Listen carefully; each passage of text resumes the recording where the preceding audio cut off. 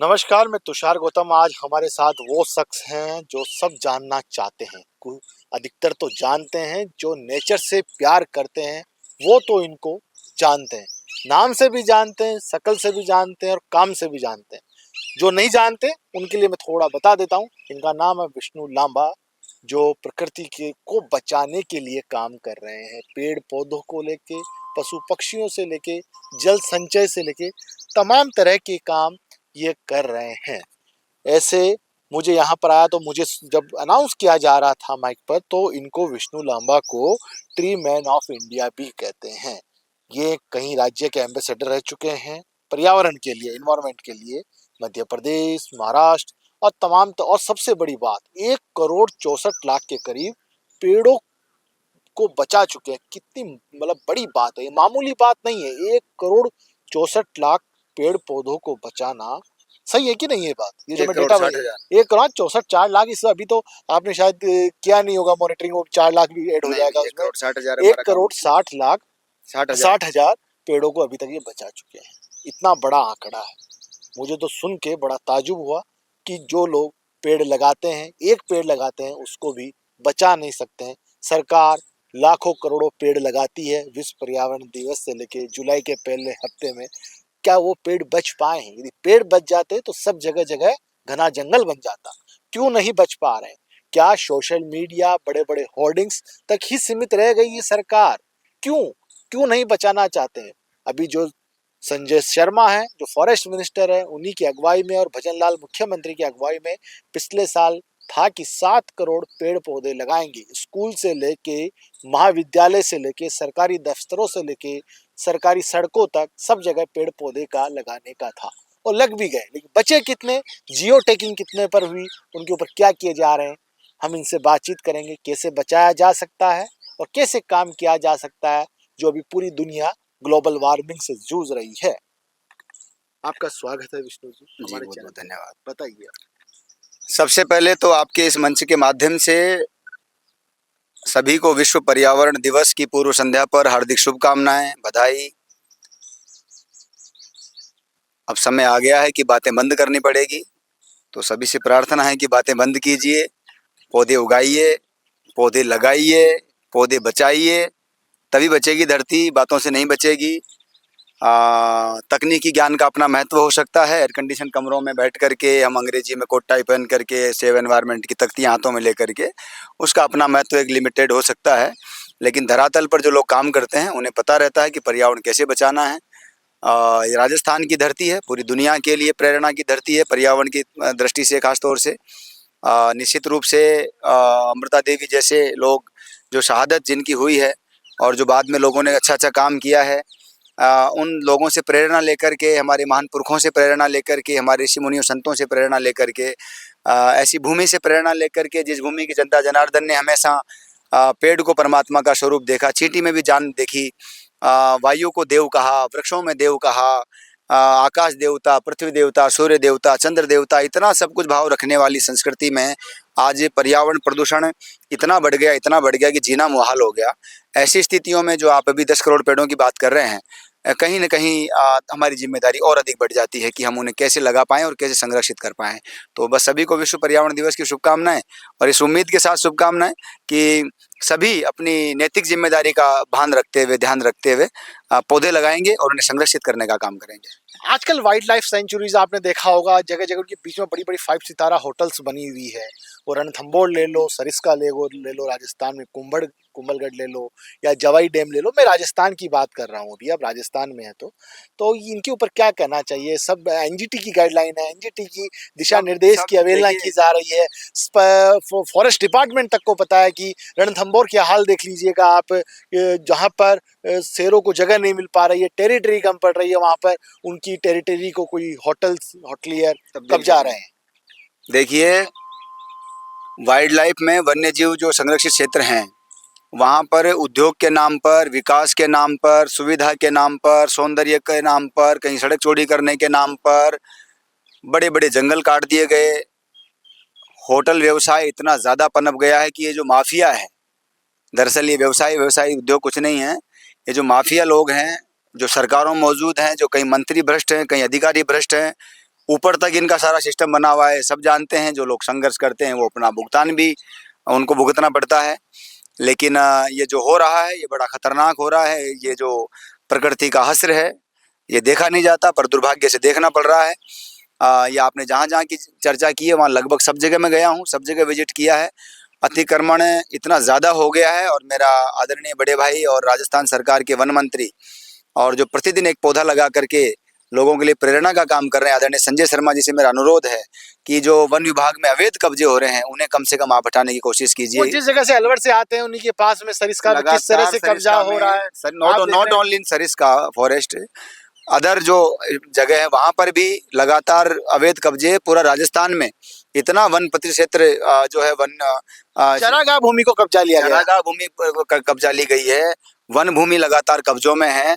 तो आपके रोज एक पेड़ लगाने से लोग जागरूक होंगे निश्चित रूप से। ये बहुत अच्छा काम है जो आप कर रहे हैं, लेकिन जो बहुत बड़ा भूभाग रोज आपके हाथ से जा रहा है, रोज हजारों लाखों पेड़ पौधे कट रहे हैं, पशु पक्षी मर रहे हैं, वो बड़ा खतरनाक है। तो इस पर्यावरण दिवस पर आदरणीय संजय शर्मा जी की भी एक जिम्मेदारी है, और हम कहीं उनके काम आ सकेंगे इस बड़ी बीमारी के निदान में तो निश्चित रूप से कोशिश करेंगे। एक छोटा सा मैं बात कहना चाहता हूँ। 4 धाम यात्रा चल रही है अभी, Kedarnath, Badrinath, Yamunotri, Gangotri. All weather road बनाया गया है। पहाड़ों को काटा गया, काटने से पहले पेड़ों को काटा गया डीजल की आरी से। एक पेड़ विदिन 1 मिनट के अंदर पेड़ काट दिए गए। ऐसे लाखों पेड़ एक ऑल वेदर रोड को बनाने के लिए काटे गए। लेकिन ऑल वेदर रोड की हालत बड़ी खराब है, वो सक्सेस प्रोजेक्ट नहीं है।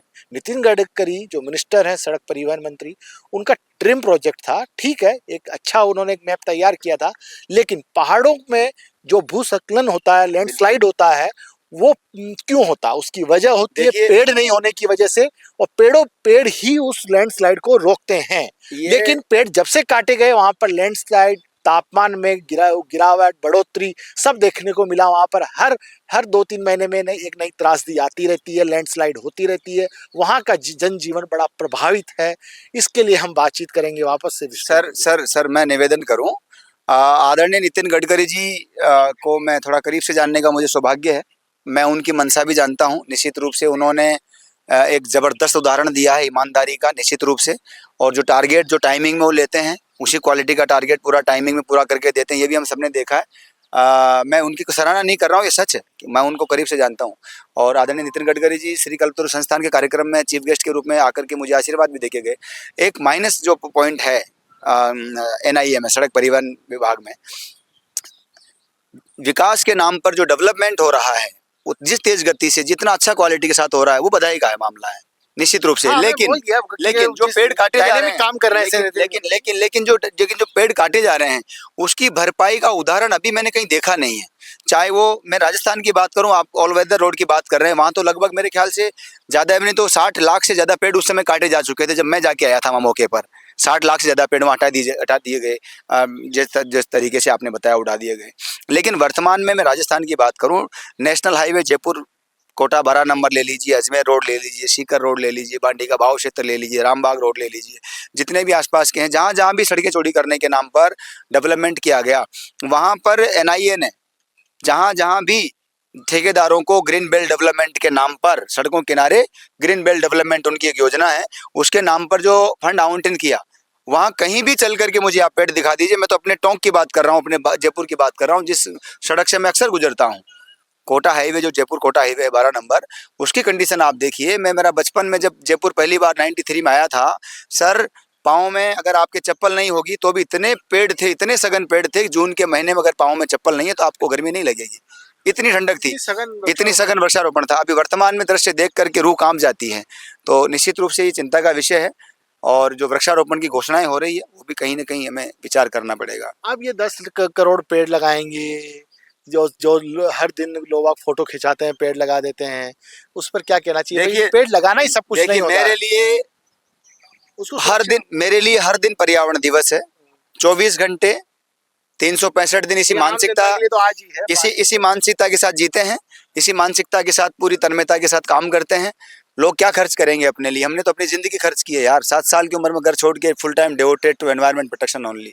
सो मेरा इतना ही कहना है कि 10 करोड़ पौधे लगाने की मुख्यमंत्री वृक्षारोपण कार्यक्रम के माध्यम से आदरणीय मुख्यमंत्री जी राजस्थान सरकार ने जो व्रत लिया है वो उनका ये व्रत पूर्ण हो।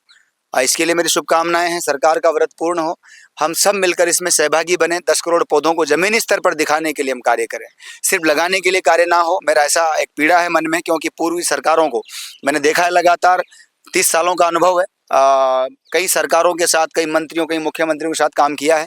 तो निश्चित रूप से हमने मतलब ये बड़ी पीड़ा का विषय है। अंतिम सवाल, कठोर सवाल जनता के लिए, जितने लगते हैं उतने जमीन पर दिखने चाहिए, ऐसा मेरा अनुरोध है। क्योंकि अन्य सरकारों में मैं जहाँ सेवाएं दे रहा हूँ, चाहे मध्य प्रदेश सरकार में हो, एक पेड़ माँ के नाम अभियान का विषय बिल्कुल मुझे सरकार ने अवसर दे रखा है। वहाँ पर 12 घंटे 12 लाख पेड़ लगाने का वर्ल्ड रिकॉर्ड भी हमने बनाया, उसमें मैं सहभागी रहने का मुझे गौरव प्राप्त हुआ।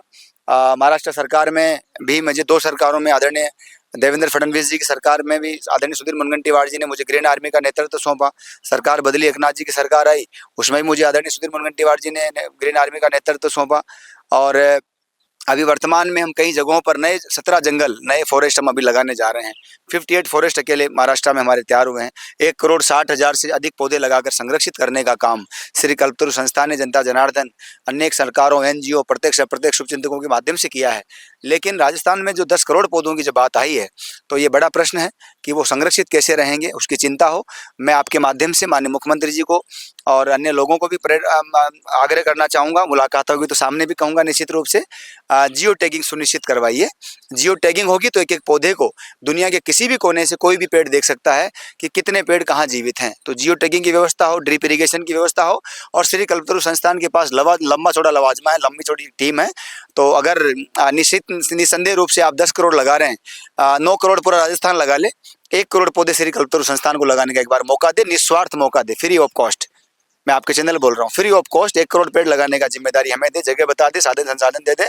हम कैसे उसको 3 साल में जंगल बना के दिखाएंगे, दुनिया देख के दंग रह जाएगी। एक अंतिम सवाल है, यदि ये सब प्रकृति की सुरक्षा नहीं करी, हाँ, तो पीढ़ी को क्या भुगतना पड़ेगा, जो कठोर हो के स्पष्ट? देखिए, अगर यही हाल रहा, हालांकि पर्यावरण जागरूकता बढ़ी है, इसमें कोई दोहरा ही नहीं है। और अभी माननीय प्रधानमंत्री जी ने जो एक पेड़ माँ के नाम अभियान शुरू किया, उसके बाद और ज्यादा जागरूकता बढ़ी है, निश्चित रूप से बढ़ी है। मैं पार्टी का नहीं हूँ, लोग जैसे ही मैं प्रधानमंत्री जी का नाम लेता हूँ, लोग मुझे बीजेपी के साथ जोड़ देते हैं। नहीं, मैं मेरा कांग्रेस हो, बीजेपी हो, मैंने माननीय मुख्यमंत्री गहलोत साहब के साथ भी काम किया, वसुंधरा जी के साथ भी किया, मुझे वर्तमान सरकार में काम करने का मौका मिल रहा है। लेकिन ये बहुत बड़ी बात है कि जागरूकता बढ़ी है माननीय प्रधानमंत्री जी मोदी जी के इस आह्वान के बाद में।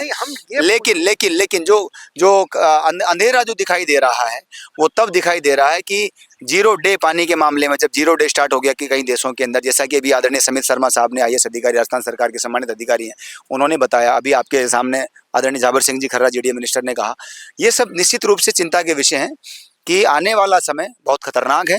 वो तभी खतरनाक है जब आप अपनी जिम्मेदारियों को भूल जाएंगे।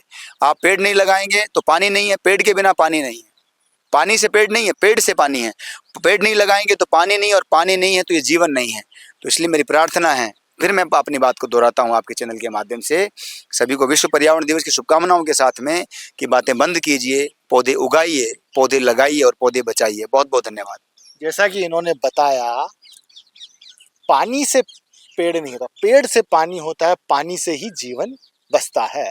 और जिस तरह से लांबा जी जो पर्यावरणविद है, इन्वायरमेंटल के लिए काम करते हैं, इन्वायरमेंट के लिए, आपने देखा होगा कि 1,60,00,000 पेड़ों का इन्होंने संरक्षण किया है।